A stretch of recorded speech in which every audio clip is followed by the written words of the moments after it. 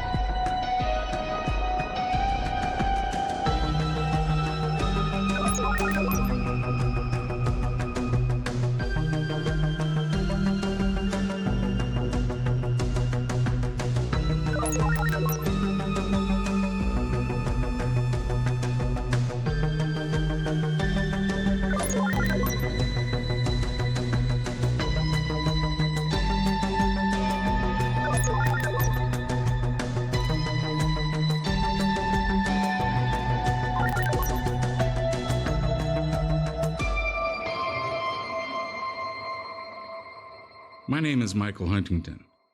I'm a researcher from Cape Girardeau, Missouri. I catalog, map, and document anomalous locations as a focus of my research. I have spent 47 years researching UFOs. For some reason, Grand Tower, Illinois has shown to be a nexus for strange happenings. High strangeness is going to mean something to different people. Usually it's used in the context of when we talk about the paranormal or the unexplained, we have conventional things, if there is conventional in the unexplained, cryptids, Bigfoot, and so forth. We have unexplained phenomena like strange craft, UFOs. And, you know, we think of, we have thought of UFOs traditionally as nuts and bolts craft from another planet. Bigfoot and cryptids as a unknown animal, but flesh and blood, but just something that hasn't been documented yet. But then when we get into high strangeness, we have UFOs or craft that seem to change shape or vanish. Cryptids that do the same thing, sometimes are translucent or vanish. So there's that extra something that doesn't, that goes beyond the flesh and blood or beyond the nuts and bolts aspect of the experience.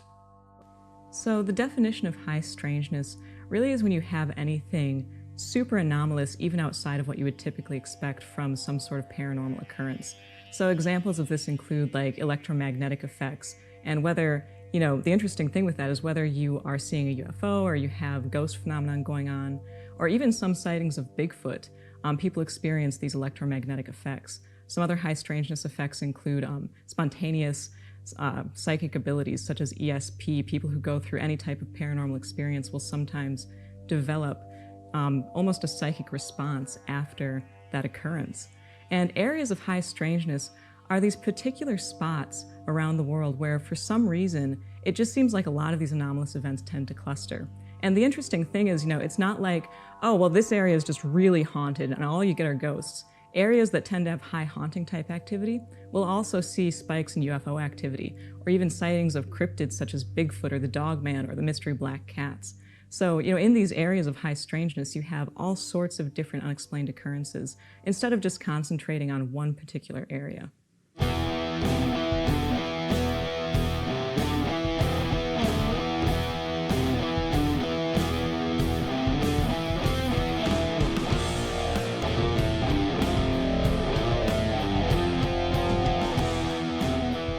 So in the region of Grand Tower, that part of Illinois, it's known for being a hotbed of strange activity. UFOs, Bigfoot sightings, hauntings, all kinds of strange things. For instance, in the Grand Tower UFO case of 1973, in that spring, there was a UFO that was seen just hovering over the power plant at Grand Tower. And it was seen by multiple witnesses. Some of the people theorized that it was somehow siphoning off power from the power plant, although I think that's more speculation. I haven't seen anything in the actual accounts of anyone seeing any kind of transfer of energy moving between the power plant and the UFO or not. But people saw it, and then shortly after, jets were seen screeching across the sky, chasing after this thing. So it must have popped up on the radar somewhere. The whole area is just, it goes way back in history as being a strange area. There used to be river pirates that used to have a home base in the area. They would board ships and murder everyone and take all of their possessions. There's a whole bunch of spots in the area that have names named after diabolical things. For instance, there's the Devil's Bake Oven, which is this area where they used to do a lot of firing and smelting. There's an area called the Devil's Backbone, which is a geological feature that runs through that area. And it's been known as just kind of a strange location going back to Native American times.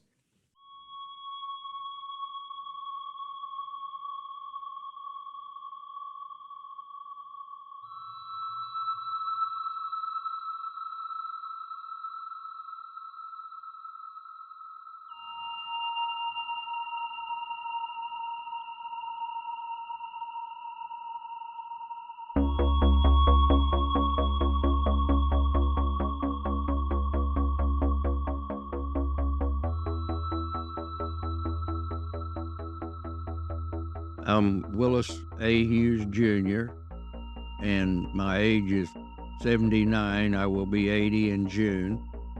I've lived in Grand Tower and moved out in the country in 83. And my father worked at the power generating station. My grandfather worked there, and I worked there. I went to work in 1965 and took early retirement in 2000 when they converted from coal to gas. And my father was an end-shift engineer when he retired, and I think at the time of the sighting, he was a turbine operator. And my sister saw the bright flashing light out of their picture window and brought it to my mom and dad's attention. March 22nd was my parents' anniversary. So we had been out to supper that night, and that's how I remember very well when it was that it was my parents' anniversary. And we went out to supper, and we came home, and we had a picture window that faced the north, and I was sitting in a chair looking out, watching traffic go by and watching the night sky, because I've always kind of been intrigued by the night sky. And I saw something darting around in the sky with flashing lights. And it would go from east to west quite a bit. And I watched it probably for about 15 minutes before I said anything to anybody, and then I called my mom and dad over to watch it. And they were kind of amazed at how quickly it would move back and forth. And it had flashing lights on it and stuff. So anyhow, Dad said, well, it's too fast for a hot air balloon. And it's also airplanes typically do, and it hovered. It also would hover. It would stay in one place for a while, and then it would dart. And so we went out into the front yard, and there was no noise that we could hear. There was no engine noise. There was no noise like an airplane or anything like that. At that point, he called my brother, and my brother, who lived farther into town than what we are here, came out and watched it with us. And then that's when they decided to call someone at the power plant. And they watched it for a while, and my dad decided he'd call the plant because it was just hovering over the plant. And the shift engineer at that time was Oscar Will. And he went out, and it was hovering over a transformer bank. And he got a pretty good look at it. He said that the center looked like it had different colored lights, and something that looked like was spinning around those lights and causing them to like blink. What my dad saw was a bright red blinking light, and he called me, and I went out on the porch there. I lived in Grand Tower at that time, and I went out on the porch and looked up toward the plant, and I could see the bright red blinking light. And Oscar, of course, got quite a bit of ribbing over it at that time, but he said that he got a telephone call, I believe, if I recall correctly, and he come into the plant, and it wasn't but just few minutes later that there was several jets come buzzing by. But he did say before he went to the plant, it come over the plant and went over toward the intake pumps, the buildings that house the intake pumps. And then it went on over into the Missouri Hills across the Mississippi River. The UFO sighting was considered to be so important of an event that esteemed ufologist of the time, Jerome Clark, interviewed Willis Hughes Sr. and Oscar Wills for Fate magazine. The May 1974 issue told of the encounter. Wrote Clark, Wills, an operating engineer at the Central Illinois Public Service Company's power generating station on the Mississippi, 1.5 miles from Grand Tower, first saw the object when fellow employee Willis Hughes called from his home to say something was hovering over the transformer yard. I went outside myself to take a look, and there it was, about 1,500 feet in the air and about 200 yards from me. It was a round, saucer-shaped object, about 25 to 30 feet in diameter.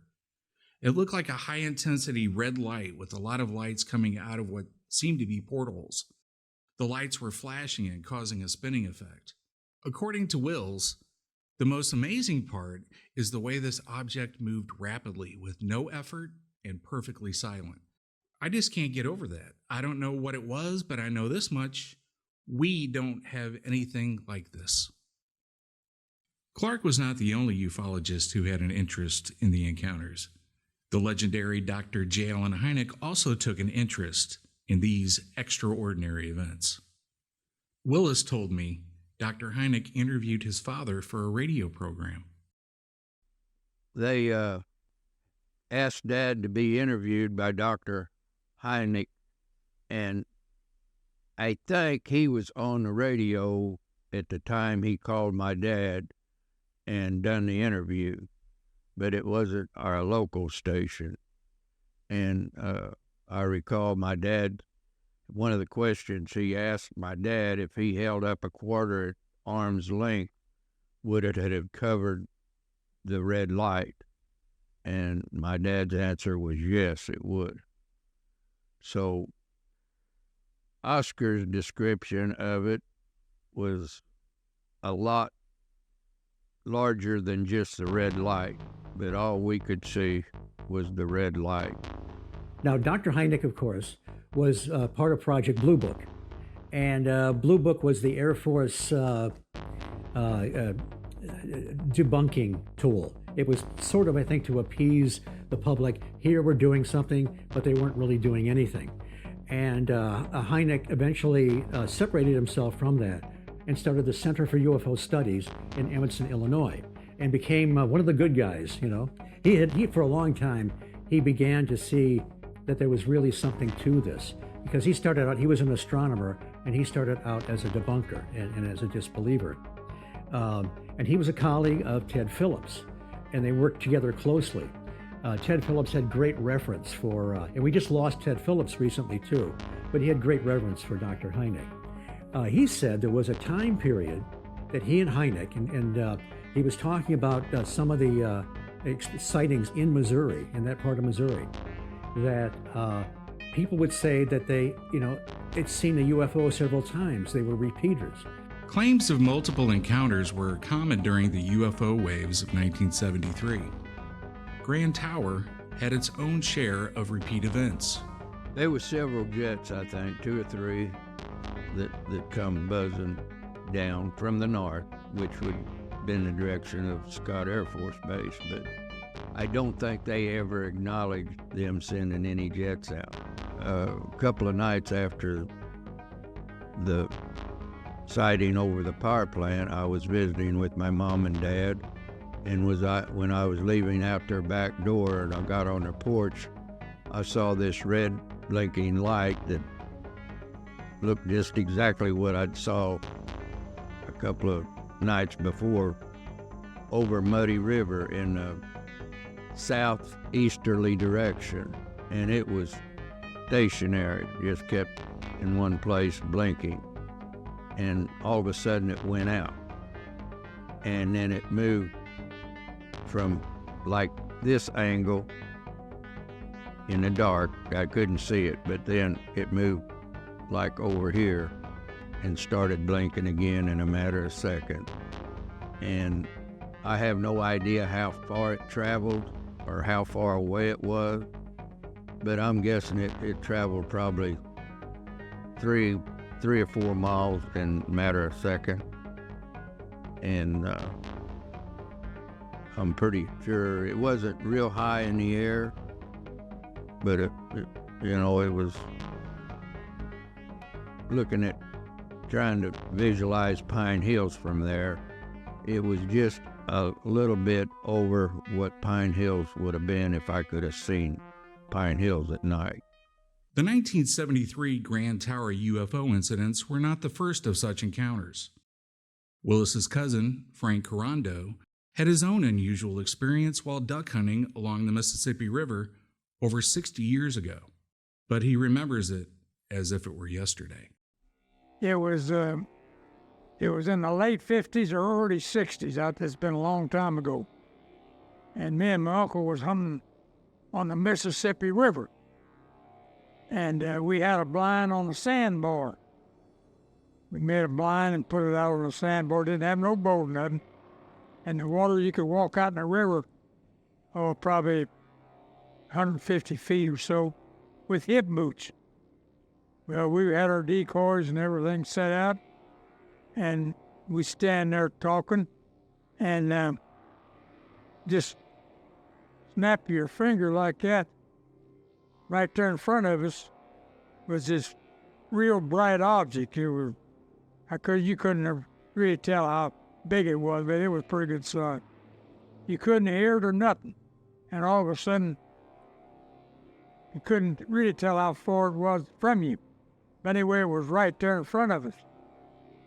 And I looked at him, and he looked at me, and we looked at it, and we couldn't hardly talk. We didn't know what to do. So we just stood there and looked at it, and just like that, it was gone. I mean, you couldn't even tell it where it went or nothing. It would just snap your finger, and it was gone. So we talked to her, said, hey, we going to tell anybody about this story? He said, I don't know, they won't believe it. I said, well, I don't believe it myself, but I know what happened. And that's just the way it was. And where it was, I got no idea, but it did happen.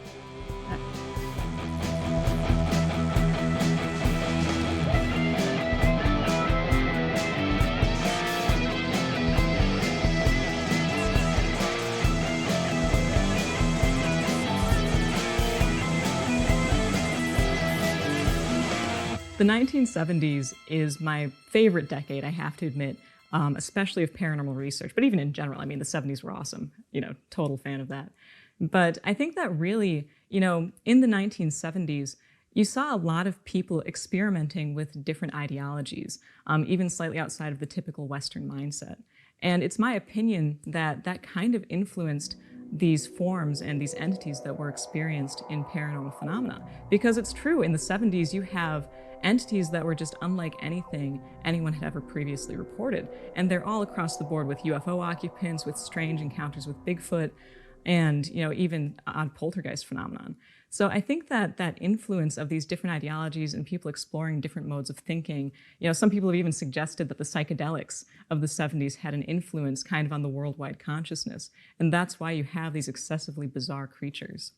And also, too, the 70s was a time of just high paranormal phenomenon in general. And you have these kind of well-defined flaps.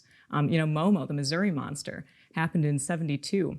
And that wasn't just, a hairy hominid that was spotted throughout the summer. There were also sightings of glowing orbs of light overhead. There's poltergeist phenomena in the area, disembodied voices. So, and you do throughout the 70s see these flaps of just true bizarre behavior. So.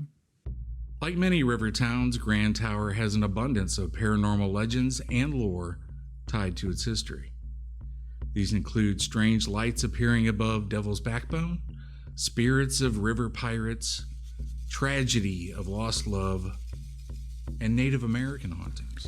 So very near Grand Tower, there's a Native American burial mound. A lot of people in the area call it the Haunted Mound. It has a few different names. But it's just a circular mound out in a field. And at one point, the farmer that owns that land decided that he wanted to bulldoze that flat for more crops. But every time that he would try to bulldoze it, his tractor would stall, or the power would just go dead. And he tried this multiple times with different tractors, different equipment, and every time that he would try to bulldoze this mound, nothing would happen. So finally he got the message and just gave up. Fortunately for us, because of that, it still exists today. But people call it, like I said, the Haunted Mound, and it's very similar to what you see in Ireland, what they call fairy forts, which are also burial mounds that they say are protected by fairies. And in this case, it could be protected by some kind of Native American spirit or whoever is buried there. But strange things happen around it, and so it's been preserved all this time. There is an old trope about Native American burial grounds being haunted locations due to the intrusion of settlers. But perhaps, as they say, every legend has a grain of truth. In the case of the Grand Tower area, there is a rich history of Native American culture mixed with injustices caused by Western expansion. Ancient mound builders once thrived along the Mississippi Basin and had a dominating presence throughout southern Illinois. Tower Rock was a sacred area that became a haven for murderous pirates. The Army Corps of Engineers removed several formations that stood next to it. Perhaps there is more than a kernel of truth to this legend. It does seem like Native Americans are much more aware of some of this than we are. It's so easy for the scientific establishment just to ignore those traditions. Well, the Native American presence around here is made up of everything you can see, hundreds and hundreds of miles. There were camps, mounds, caves within the bluffs. It goes all the way to Chester, all the way to Cape Girardeau, even as far as the Ohio River. Everything you see here touches native land. There's 4 or 5 mounds right behind me in the bluffs. There's a big one right behind me. There's flat burials all over. It's been a way of life here for, thousands of years. I've heard stories of people, from people that have seen ghosts, apparitions walking across the highway into the, bluffs. Me personally, I've seen stuff that I can't explain right here in this area. I've come through at 2 o'clock in the morning and seen, a pack of wolves come running across the field, and they disappear before they even hit the wood line. So I believe that this whole area is filled with more spirits than, anybody will even talk about in this area. Maybe for the fear of being judged, or, they question their own sanity. Well, you have Show Creek, which is the Show Creek tribe. That creek has been filled with stories of apparitions, for as long as I can remember. The old timers are done gone, have talked about when they were children, they would be playing out there next to the creek with people that their family swears was never there. I remember a lady down there that said her best friend down there, she described a woman with long black hair down to her ankles, and it was her best friend up until she was about 8 or 9, and nobody ever seen her. I guess you can call that a make-believe friend, but in my opinion, stories hold, solace to those who see what their mind doesn't block out. I believe it's because of the area. I believe that, some believe the spirits remain around. I believe that, this area might be, people would look at me weird by saying this, but I believe that my area might be a portal to unexplained. There's so much going around this area that nobody can explain, but it seems to be happening in this area. Nowhere else. Well, I believe that a portal, whether it be from somebody coming over or just, a portal for something to come through, whether it be, one would believe it came from the heavens or it came from another dimension. We have so many ghost sightings down here. We have so many Bigfoot sightings. We have so many, UFO sightings, documented UFO sightings. We have the Big Muddy Monster tale, in Murfreesboro, which theoretically he is not a Bigfoot. To mysterious dogs, showing up that nobody can see, or bears that look like men that are just walking through the woods. And I believe that there's always a logical reason for what.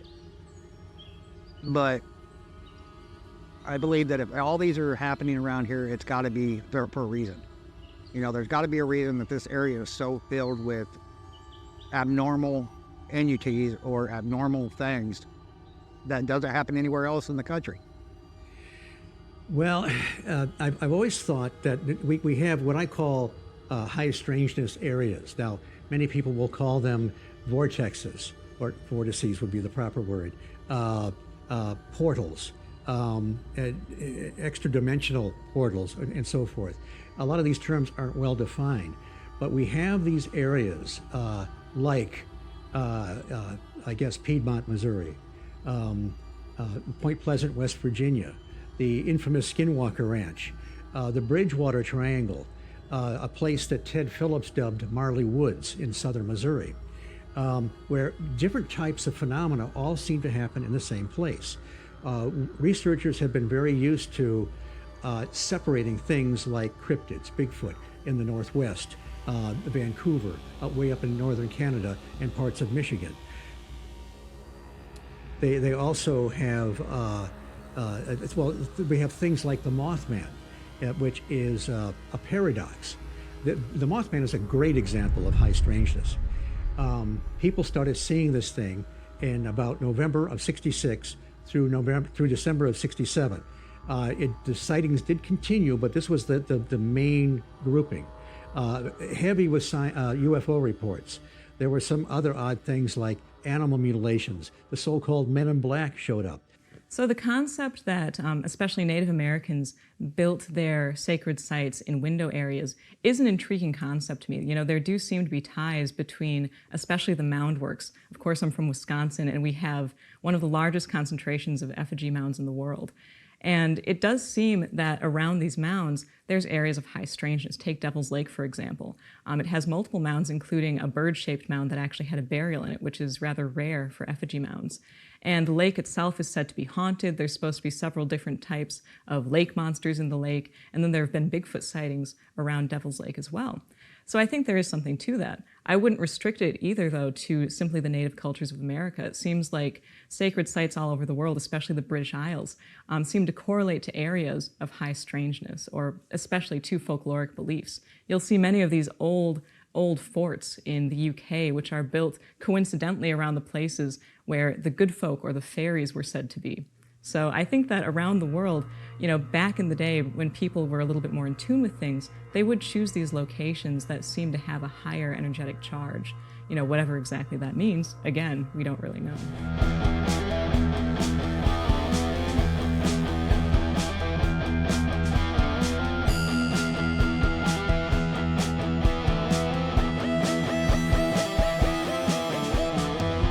As with other purported locations of high strangeness, the region has a long history of weird cryptid sightings, including Bigfoot, thunderbirds, and other winged creatures such as Mothman. In more recent times, it has become in vogue to subscribe to Keelian-like interpretations that all of these subjects can be lumped into a singular phenomenon. Researchers seem to be divided between nuts and bolts and biological explanations versus those who believe in more metaphysical conclusions. Well, first of all, you have to acknowledge that 1973 was the big year in terms of Bigfoot and a potential UFO connection. And I say that not only because of the events that transpired in Illinois, but in Pennsylvania, for example, in a place called Chestnut Ridge, there were a number of UFO sightings, and soon thereafter, Bigfoot encounters in kind of that same area. And so people tended to connect those two different phenomenon. 8 out of 10 nights when you come out here, you're going to hear Bigfoots yell. You're going to hear them scream. You're going to hear them make a lot of sounds. They imitate a lot of different animals out here. They can bark like a dog, hoot like an owl, but you can tell the difference after a while. And I've even had 2 sightings out here.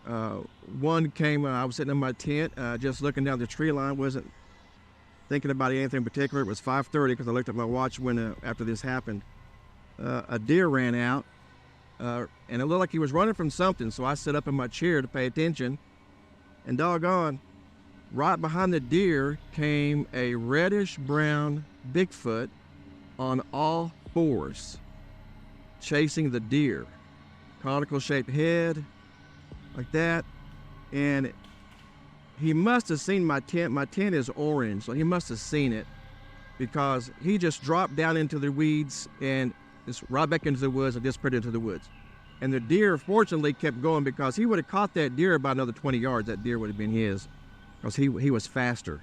June of 2020, I began researching just south of the Grand Tower. I have had many experiences with Bigfoot. I've seen it.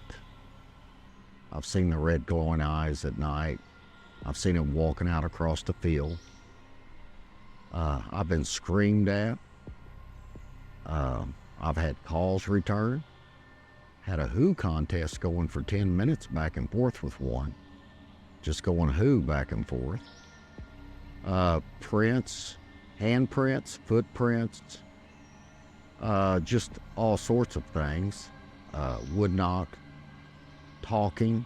There's these corridors that are called anomaly corridors that some people theorize follow where the fault lines are in the ground. They think that because of all these radiating fault lines from the New Madrid fault that's down in that area where Illinois moves up or butts up against Missouri, they think that the pressure and the stress of these plates rubbing together causes energy to be released, and that energy sort of fuels this phenomena. Or if you don't believe in strange phenomena, it might even have some kind of psychological or mental effects in the brain where you think you're seeing strange phenomena.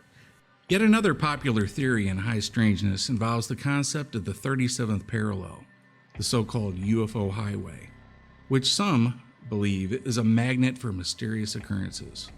The 37th parallel is a circle of latitude that runs 37 degrees north of the Earth's equator. Although many are skeptical when it comes to this theory, it is worth a mention that Grand Tower and the surrounding vicinity of study sits along this paranormal line. So there's a theory out there called the 37th parallel theory. And the theory is that along the 37th parallel, a lot of weird things happen. It's like a band that stretches across America. And where normally window areas and things are kind of these like localized spots, this is more a band that stretches across.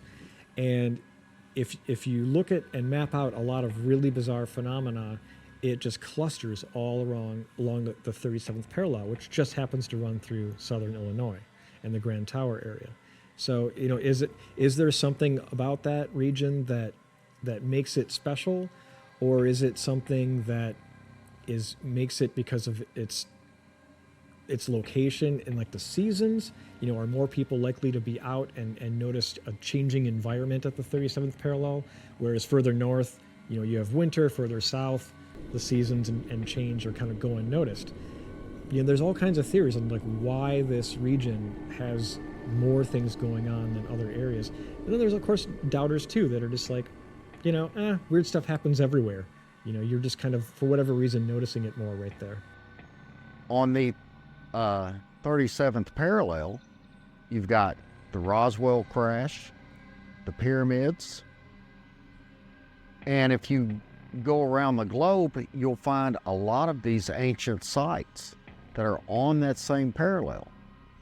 And I think that has a lot to do with it. It's just this area here, it's secluded. Yes, there was a lot, there was Indian tribes in this area. They say the Indians had a lot to do with them. And it's just a beautiful area. But it's secluded and it's away from a lot of the human aspects of everything. But, in terms of waterways, there obviously seems to be a correlation between waterways and things like UFOs and other types of metaphysical phenomenon. But with regard to Bigfoot, we're talking about presumably an animal. And of course, all animals require water to drink. There's a food source. Bigfoot has often been reported as eating fish and mollusks and different things. So it'd be perfectly reasonable for me to accept that Bigfoot as an undiscovered species would be around the water. Now, if there were other things going on around the water, things like UFOs or strange ghost lights and things like that, then I think that could merely be a situation where you have this happy coincidence, if you will, where things are kind of just happening in the same types of location, because a lot of things happen around water. In this area, there is a lot of woods, hills. There's water. There's wildlife, deer. The deer is real thick in this area. You have the Mississippi River. You've got a lot of creeks flowing into the Mississippi River. It's a lot of clean water because it's coming up out of the ground. And they are thriving here.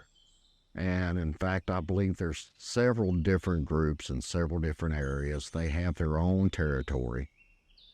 But I have had them so close that I could smell them. And I'm talking to the point of wanting to gag. I had one about 3 feet behind my tent. And it was wanting to get at my dog that was in the back of the truck, which I've got a camper shell on. And it was mad because the dog had been out running around at 3 o'clock in the morning. And he finally came back up the camp about 4:30, and I threw him in the back end of the truck. And I had 2 teenage daughters or granddaughters in there. And he was wanting to get in that truck to get that dog. And he was mad. I could sit there, hear him growling, hear him, you know, but the smell was just horrible. I mean, horrible. I was sitting in there just wanting to really make a mess of everything. But I had a 9mm sitting next to me.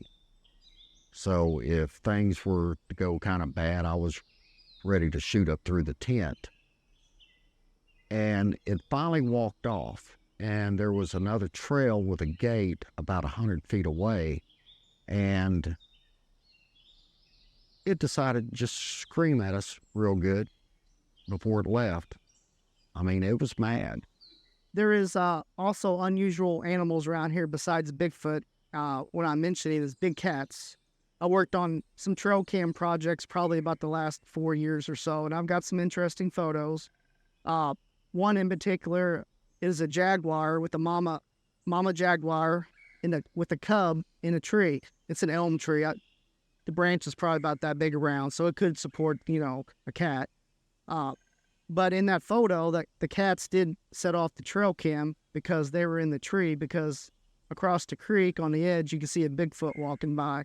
So the big cats of the forest aren't the alpha animals when Bigfoot's walking by. So the Brushy Creek UFO scare, the Piedmont Grand Tower UFO flap, whatever you want to call it, that area of Missouri and then a little bit of Illinois in especially 72 seemed to really have something going on. There were literally hundreds of UFO sightings, which then, if you follow Dr. Harley Rutledge's project identification, continued for many years, even after that initial flap.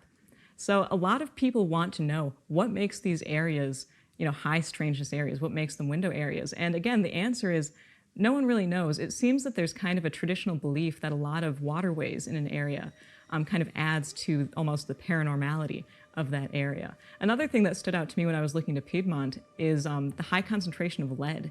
And actually the reason that stood out to me is because of another high strangeness area where I spent a lot of time growing up, southwestern Wisconsin, has, again, all of these lead mines, and lead mining is big there. And so it's one of those things where I can't really say, oh, well, it's because there's lead in the area, but it's definitely something that stands out. Because again, in southwestern Wisconsin, lots of traditions of hauntings, lots of UFO sightings, lots of Bigfoot sightings. So you kind of have a very similar formula, if that makes sense. And yeah, the truth is, though, no one really knows, but it does seem like, especially traditionally, waterways and certain chemical or mineral makeups in the soil, people think just somehow generates or helps to almost create these window areas. I worked for the American Red Cross. I retired from there, and I was very fascinated about earthquakes because the fact that we had them all the time. I'm from California. And it was really interesting, the different types of earthquakes, and I used to attend meetings at Caltech with Dr. Lucy Jones. And I just love researching and learning things that maybe I don't understand. So then I got into the UFO arena, and I studied that for 30 years and read everything I could possibly find on that, and just became more and more fascinated. Then when I retired, we moved out here to Missouri, and my grandmother lived over in an area where the UFOs were occurring in 1973, and I went to conferences at Eureka Springs, things like that, with some friends. And then I felt that I had probably researched most of the things that I had read about in the 1941 UFO. And I've always loved animals, all types of animals, although I do not consider Bigfoot an animal. But I started researching Bigfoot along with that, and just became enamored, actually, with their intelligence and their deductive reasoning, their survival in avoiding us for hundreds of years. I do believe in high strangeness on the 37th parallel. I've read a couple of books. I'm not an expert on it by any means, but it just seems that it goes right across the United States and continues on, even over into Egypt, is what I had read. So, but 1973 seemed to be a time that there were a lot of things going on, and trying to determine if it was UFOs or Bigfoot occurrences or just high strangeness. It's really hard to know, but that's just another theory. As a cryptozoologist, I primarily focus on what I believe to be undiscovered animals, that's what I think Bigfoot is, for example. But I have also investigated different winged cryptids, primarily things called thunderbirds, these enormous monster birds. Well, that kind of was a segue for me to become interested in the Mothman phenomenon. And I've been to Point Pleasant, I've investigated and written a book about the Mothman and other flying humanoids. And in fact, I've interviewed dozens of flying humanoid eyewitnesses from around the world. And it is a widespread phenomenon. It's not merely relegated to Point Pleasant. There are, in fact, encounters with these weird winged humanoid creatures all over the planet.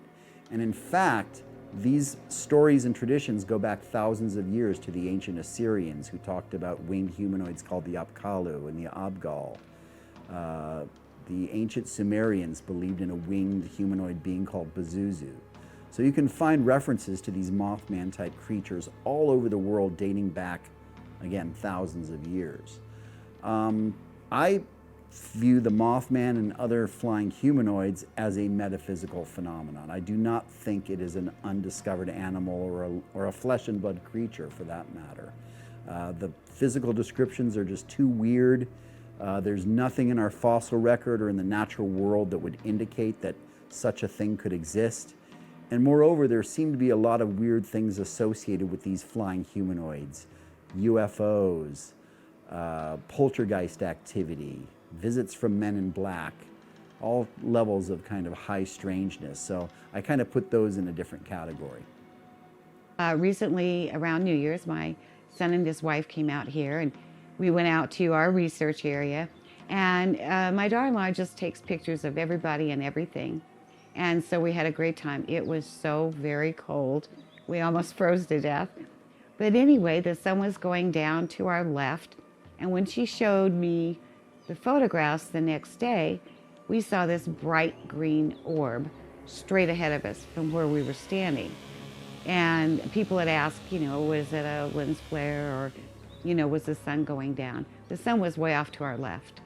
And it was almost down beyond the bushes and things like that. So the more we blew it up and the more we looked at it, it seemed to be a being standing by a tree. And there is pareidolia, and so you want to see something, but we hadn't seen that until we really started reviewing it.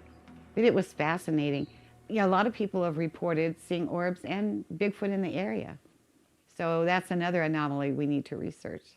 Though the Grand Tower UFO of 1973 may be the most prominent Illinois encounter to date, sightings have continued into the 21st century. Recently, in 2017, police in multiple counties confirmed sightings of a reported UFO traveling through southern Illinois. Many more witnesses have claimed visual encounters that have gone unreported to authorities. In this general area, I was doing some Bigfoot researching with three of my buddies, Bill and another guy. And it was a quiet night, and we seen some commercial flights go overhead. And I mentioned our other buddy that wasn't there, Matt, had an app on his phone that you can pull it up and it'll tell you what flight number it is, where it's going, where it came from. And we were sitting there watching them, and there was a couple stars out, but for the most part, it was pretty overcast. Then after a while, I seen this bright light come from the due west, 50 times brighter than anything in the sky. And it came directly overhead of us, and it looked like it was jerking a bit, but it also caught up to this commercial flight. And it kept up with this commercial flight right on it. And after about a minute or so, it went over the Mississippi River, and by that time, it was on the Illinois side. It shot off like Star Trek Enterprise at warp speed at a 45-degree angle. Within 1 second, it was just gone. And it headed towards southeast, maybe towards Cairo, that direction, or Cape Girardeau, which we all looked at it like, yeah, that was kind of interesting. Also mentioned to the guys that just because it's a UFO don't mean it's alien. It could be government stuff too. But yeah, that was pretty interesting. The next sighting in this area was about 3 weeks ago. The other two guys weren't here, but again, the last incident was around Grand Tower, give or take a mile or two north or south. I'd have to look on a map, but it generally went pretty close over to the Illinois side on Grand Tower or that power station in that area. The second one happened in the same area, pretty close in this location, that two other gentlemen with me, and about the same time at night, 9 o'clock or so, we seen this, actually I caught this bright light come again from the due west. It was going fairly quick, 50 times brighter than anything in the sky. Matt mentioned it could be the space station. We all, could be, I don't know. It was constant, it was going pretty quick, but not the speed of light. But once it got over to the Mississippi River, into the Illinois side around Grand Tower, it shot off in a linear pattern. Within 1 second, it was gone, like warp speeds, gone. So we all look at each other.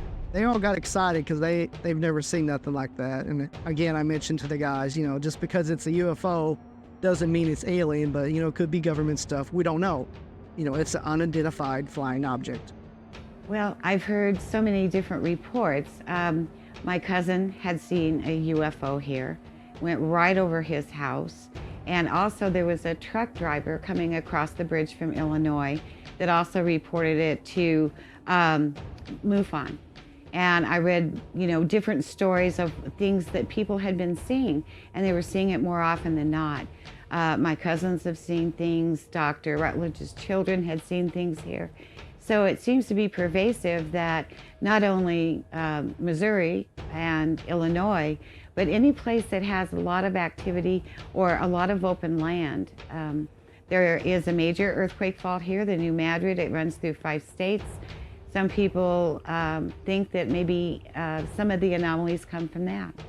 So it's just really hard to determine, but it's fascinating to research.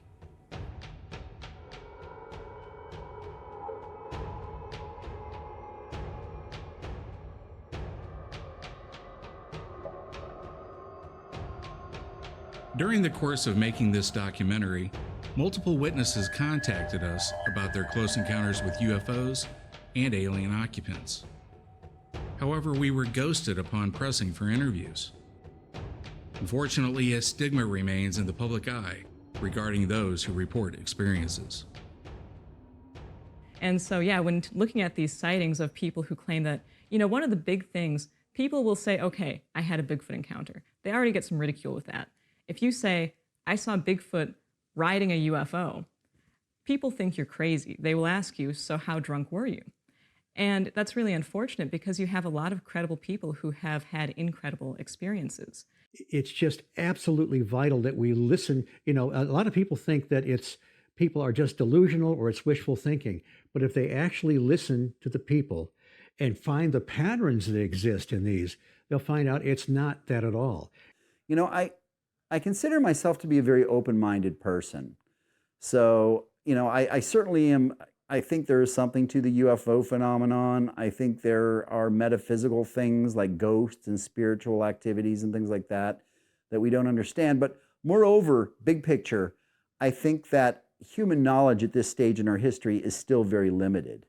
And I think a lot of people lose sight of that in terms of all the fabulous technology and, we literally now have a supercomputer in our hands, and it's easy to lose sight of the fact that there are basically phenomenon in our world, in our universe, that we simply don't grasp yet.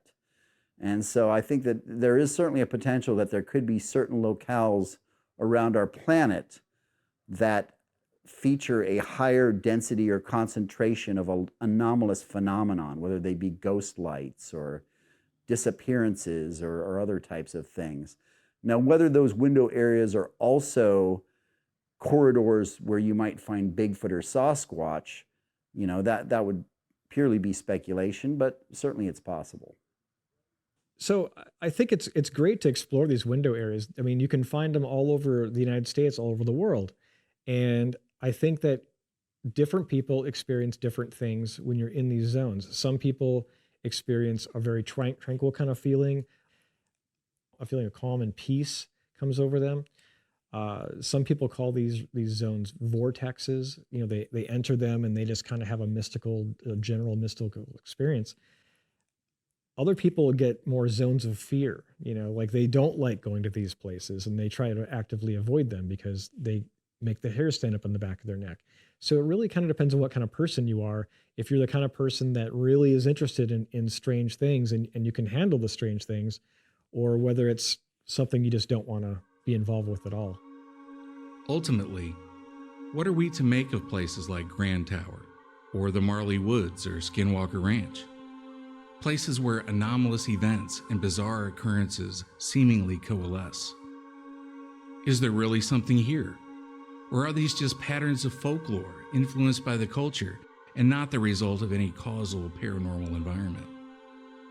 Or are these cases matters of perception or even consciousness? What is physically or metaphysically anchoring varietal anomalies here? Something geologic or something from outside time and space? Or are there unseen doorways nearby? Whatever the hidden truths behind these anomalous unknowns, in the end, all that remains and endures are the mysteries we may forever try to comprehend. We just kept on hunting. Yeah, we kept on hunting. We didn't know whether to tell anybody about it because they'd think we were lying, or, you know what I mean. So I got there with him. I said, well, I'm going to tell my wife, Jean, and the family what happened. I said, I don't care if you believe it or not. And he said, well, I feel the same way about it. So we just mostly kept it to ourselves, but we told the family. But like I say, it was in the late 50s or early 60s when it happened. Been quite a few years ago. But I remember just like yesterday, as far as remembering. You don't forget something like that.